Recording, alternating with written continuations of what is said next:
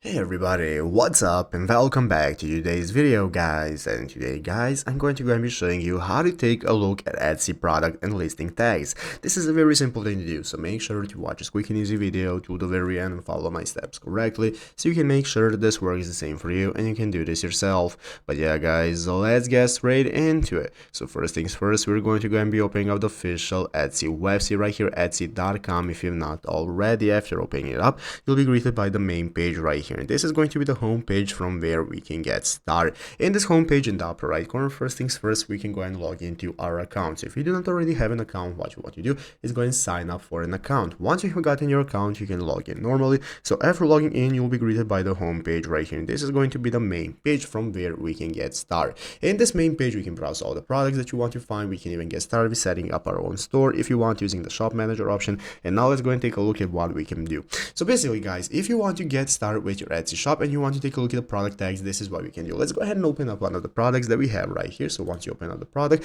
it's going to look like this. From here, we can go and see the product info. We can get started with adding it to your cart if you want to buy it and so on. But there are no direct tags and that we can look at. So basically guys, as you can see, what we can do is just scroll all the way down till the end of the page. Scroll all the way down, and now we're going to have this section that says explore more related searches, and usually these are the tags that come along with the product, such as you can see, crown for a 1-year-old, birthday toddler crown, 1-year-old felt crown, and so on. These are usually the tags that are going to be related to the product that once you search it are going to give you the product we have just seen right here. So basically that is the version on Etsy that you can use for tags because there is no other option. So I hope this video was helpful. If it was, make sure to leave a like, subscribe to the channel. So guys, thanks for watching, take care and bye.